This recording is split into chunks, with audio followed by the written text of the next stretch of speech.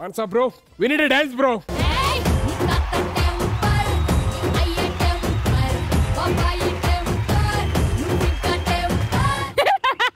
మీ తాత ట్యాప్ అంటుంటే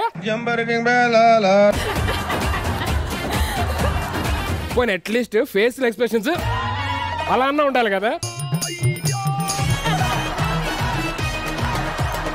సరే వేరే పాట పెట్టండి. రాములో రాములా నన్నాగం చేసింది రో, రాములో రాములా నా పానం తీసింది రో, రాములో రాములా నన్నాగం చేసింది రో, రాములో రాములా నా పానం తీసింది రో.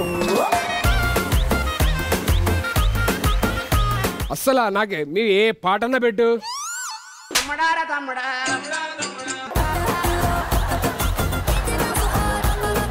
మనందరి కోసం మానస గారు ఒక అద్భుతమైన పాట పాడ. Oh thank you so much. Bye bye by.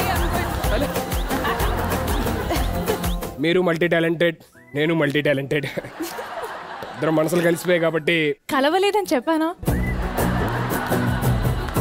ఒక మంచి పాట, మీకు నచ్చిన పాట ఆడియన్స్ కోసం. తెలుసా మనసా ఇది నాటి అనుబంధము, తెలుసా మనసా ఇది జన్మ సంబంధము, తరిమిన 6 కాలాలు 7 లోకాలు చేరలేని ఒడిలో విరహపు జ్వాలలేనాడు వేడి కన్నేసి చూడలేని జతలో శత జన్మాల బంధాల బంగారు క్షణమిది, తెలుసా మనసా ఇది నాటి అనుబంధము. What a beautiful song. It's one of my favorite songs actually. Your voice is also so beautiful as you. Thank you అండి. Thank you. సర్కార్ రూల్స్ ప్రకారం 8th క్వశ్చన్ అయిపోయిన తర్వాత 9th క్వశ్చన్ ఎవరు ఆడతారంటే టాప్ 2 అమౌంట్ ఉన్న వాళ్ళు మాత్రమే ఆడతారు.